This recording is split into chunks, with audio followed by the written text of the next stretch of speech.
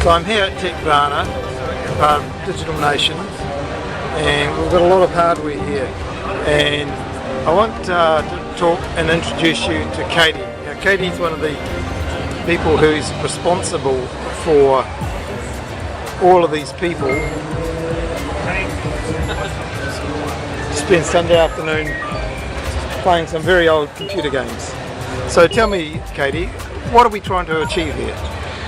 So basically what we would love to do is take our computer collection, which Mark has been collecting for 30 odd years, and share it with all of New Zealand, the world actually, tourists and whoever might like to come and see it and interact with this old technology, be able to use it in real time, hands-on, their old favourite games from the past in their childhood. And we're going to have a space where the IT community can gravitate to. We're going to have an event centre, so for somewhere unique to have put on your own parties or corporate promotional events. Yeah, we just want to make a new exciting space in Auckland, and we definitely feel that the time is right to share this with the world. Everyone wants to see it again. It's very interesting, and that's what I think we would like to achieve in the next 2 months. We want your support because we're obviously doing an equity crowdfunding, and any Kiwi for only $100 can have 2 shares and be involved in something that is a really great project. Now, has anything been done like this in New Zealand before? I don't believe anything has been done like this in New Zealand before, and we are the second country in the world who can do equity crowdfunding, which is where you pledge me, and where you actually have equity in the museum. So instead of just getting a reward, you actually are part of something that's a New Zealand business. And this is more than just about computer gaming, I assume? It's definitely technology, old and new technology, robotics, if we get the right amount of funding. It is a place that we're going to have AUT involved, educational institutes, the technology institutes, yeah. So I noticed some rather rare machines and hardware that you have on the display here. So I was just wondering, maybe you can talk to us a little bit about them and show them to us. Well, there is one piece that I think is extremely funny, and I'm happy to show you that. So we have to go up this way. I'm not a geek, but by default I have picked up some things about this. But let me show you one of the funny pieces that I enjoy. So basically we're here at the earliest pieces that we have in our collection, and this is a 1982 186 megabyte hard drive. It's hilarious. It weighs more than I do, and basically you would be able to store off your favourite album about half of it. So people must have needed rather big pockets to, in every sense of the word. Absolutely. To either carry or to purchase one of these. Do you have any idea what the cost of that was? I think it was about 20,000 American. There you go. So at the time, late 70s, early 80s from memory. So that would have been around about probably getting up towards double that in New Zealand dollars. Oh, it would have been in that economic time, definitely double. So it's got a serious motor on it. Controller boards and the head that we can maybe see in here. And I see this one's manufactured by Fujitsu. And Japan, so 1982, so it was someone's Christmas present by the looks of it. And it also says handle with care, don't drop. If you drop this, you'd probably lose your toe. I wouldn't be walking for a while. And what else? I noticed on the far side we had a very early computer game, this one here. The Odyssey. And I understand this was the first commercial one. Now what I found interesting here was you held that, or mounted that on front of your black and white TV. Isn't that amazing? Now you had a colour computer game. You're full colour. So there we go. We can create a black and white TV into colour.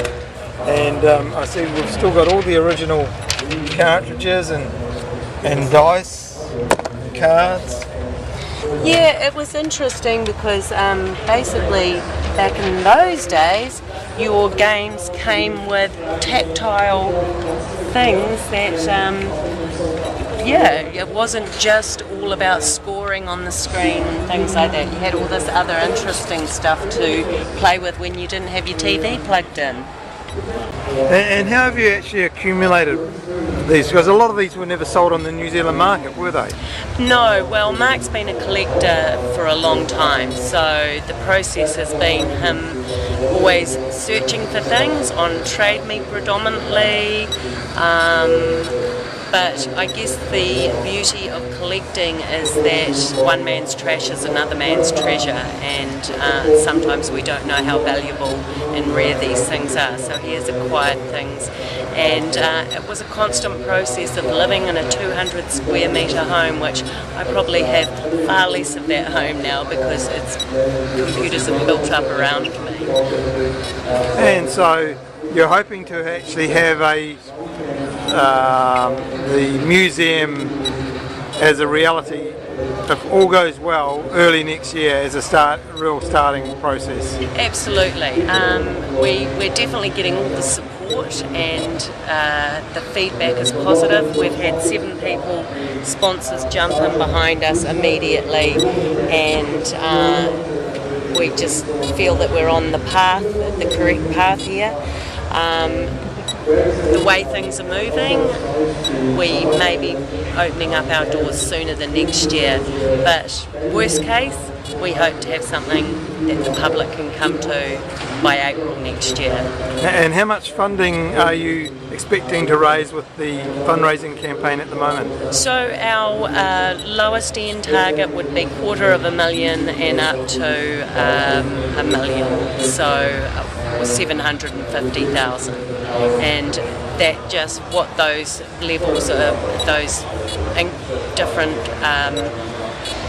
entry points are the size. So if we have $250,000, we'll be opening a museum that's 600 square metres, and if we get to 750,000, then we can have a much larger space, and we can have all the bells and whistles, the robotics and everything home there. And today, have you been finding people really enthusiastic about this idea and this whole nostalgia and people wanting to maybe even donate? We have a lot of people. We could road trip around and just with a collection truck, because people really do want to have their pieces go to a great home. And the fantastic thing, if people donate to Techvana, it goes to our charitable trust, and it's held by the charitable trust. But the feedback has been amazing over the last 3 days. The joy when people see the old technology is just a thrill for me. It excites me to see people getting so much great memories, to see their children experiencing their technology and not being afraid of it. So yeah, all round the feedback is super positive. And where can people get more information? So you can go to www.techvana.co.nz, or you can go and find out about Pledge Me and the equity crowdfunding. We've got a Facebook site. So you'd like people following you and keeping track? Please follow us and make this a reality for you all to be able to come here too. Okay, well that's very interesting, Katie. So we hope that people will actually join the vision and empty their closets, and because I'm sure there's a lot of technology sitting around for one that's actually just now no use to anybody apart from as a doorstop. Yes, I definitely think if you've got some old tech that you're thinking of throwing out, your old floppy disks or things that you're not quite sure, then please, yes, bring them to us, and we'll give them a really good home, and all our donators get to be included on our donation on our website, so you will be recognised for being a part of making something fantastic happen.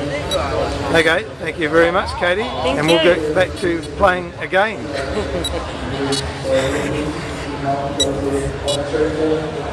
Oh, she's got...